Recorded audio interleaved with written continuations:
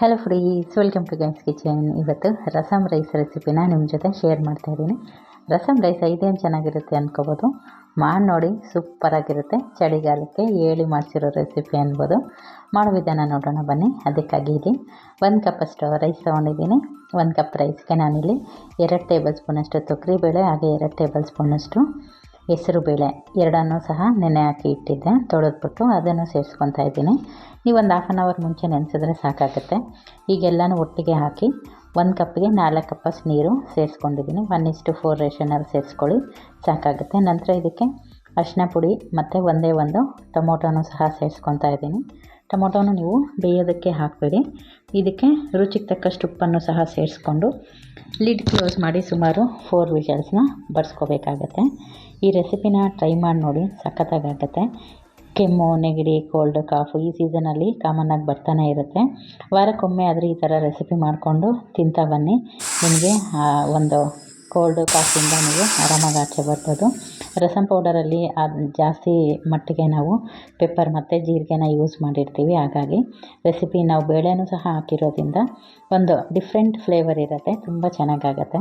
ನೋಡಿ, 4 whistle ಹಾಕಾಯಿತು. ಈಗಿದು ಲಿಡ್ನ open ಮಾಡಿದ್ದೀನಿ.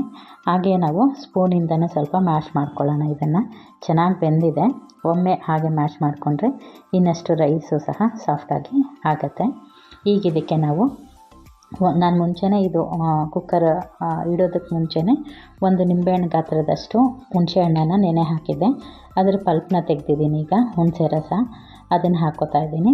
ಜೊತೆಗೆ 1-2 ಟೇಬಲ್ ಸ್ಪೂನಷ್ಟು ರಸಮ್ ಪೌಡರ್ ಹಾಕ್ತಾಯಿದ್ದೀನಿ. ನೀವು ನಿಮ್ಮ ಕ್ವಾಂಟಿಟಿ ನೋಡಿಕೊಂಡು ಜಾಸ್ತಿ ಅಥವಾ ಕಮ್ಮಿ ಮಾಡ್ಕೊಬೋದು. ಹಾಗೆ ಚಾನಲ್ ಯಾರೆಲ್ಲ ನೋಡ್ತಾ ಇದ್ದೀರಾ ಸಬ್ಸ್ಕ್ರೈಬ್ ಮಾಡ್ಕೊಂಡು ನೋಡಿ. ರೆಸಿಪಿ ಇಷ್ಟ ಆಯ್ತಂದರೆ ಲೈಕ್ ಮಾಡಿ, ಹಾಗೆ ನಿಮ್ಮ ಫ್ರೆಂಡ್ಸ್ ಆ್ಯಂಡ್ ಫ್ಯಾಮಿಲಿ ಜೊತೆಗೆ ಶೇರ್ ಮಾಡಿ ಅಂತ ಹೇಳ್ತಾ ಬನ್ನಿ ಈಗ ಮುಂದಿನ ಪ್ರೋಸೆಸ್ ನೋಡೋಣ. ರಸಮ್ ಪೌಡರು ಹಾಕಾಯ್ತಲ್ಲ, ಈಗ ಇದಕ್ಕೆ ಒಂದು ಒಳ್ಳೆ ಮಿಕ್ಸ್ ಕೊಡೋಣ. ಚೆನ್ನಾಗಿ ಮಿಕ್ಸ್ ಮಾಡ್ಕೊಳ್ಳೋಣ ಅದ್ರ ಜೊತೆ ಒಂದೇ ರೀತಿಯಲ್ಲಿ. ಹಾಗೆ ಇದು ಒಂದು 5 ನಿಮಿಷ ಹಾಗೆ ಕುದಿಲಿಕ್ಕೆ ಬಿಡೋಣ. ಇದು ಕುದಿಯೋಷ್ಟರಲ್ಲಿ ನಾವು ಇದಕ್ಕೆ ಒಂದು ಸೂಪರಾಗಿರ್ತಕ್ಕಂಥ ಒಗ್ಗರಣೆ ರೆಡಿ ಮಾಡ್ಕೋಬೇಕಾಗತ್ತೆ. ನೋಡಿ, ಇದನ್ನು ಬೇಯೋದಕ್ಕೆ ಬಿಟ್ಟು ನಾವು ಇನ್ನೊಂದು ಸೈಡಲ್ಲಿ ಒಗ್ಗರಣೆಗೆ ರೆಡಿ ಮಾಡ್ಕೊಳ್ಳೋಣ. ನೋಡಿ, ನೋಡ್ತಾ ಇದ್ದರೆ ಎಷ್ಟು ಚೆನ್ನಾಗಿ ಕಾಣ್ತಾ ಇದೆಯಲ್ಲ, ರುಚಿನೂ ಅಷ್ಟೇ ಚೆನ್ನಾಗಿರುತ್ತೆ. ಈಗ ಇದಕ್ಕೆ ತುಪ್ಪದ ಒಗ್ಗರಣೆ ರೆಡಿ ಮಾಡ್ಕೊತಾ ಇದ್ದೀನಿ.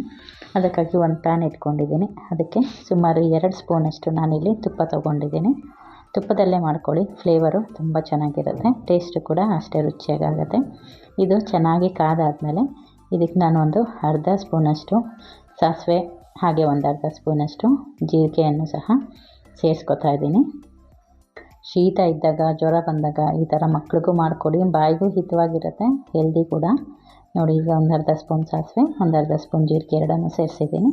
ಇದು ಸ್ವಲ್ಪ ಅರಳ್ಕೊಂಡಾದಮೇಲೆ ಇದಕ್ಕೆ ಒಂದೇ ಒಂದು ಪಿಂಚಷ್ಟು ಶುಂಠಿಯನ್ನು ಸಹ ಸೇರಿಸ್ಕೊತಾ ಇದ್ದೀನಿ.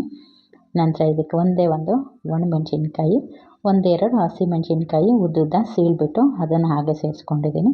ನಂತರ ಕರಿಬೇವು ಹಾಕ್ಕೊಂಡ್ರೆ ಒಗ್ಗರಣೆ ರೆಡಿ ಆಗುತ್ತೆ. ಈ ಒಗ್ಗರಣೆನ ಈಗ ನಾವು ಆಲ್ರೆಡಿ ಬೇಯೋದಕ್ಕಿಟ್ಟಿದ್ವಲ್ಲ ರೈಸನ್ನು, ಅದ್ರ ಜೊತೆ ಸೇರಿಸ್ಕೊಳ್ಳೋಣ.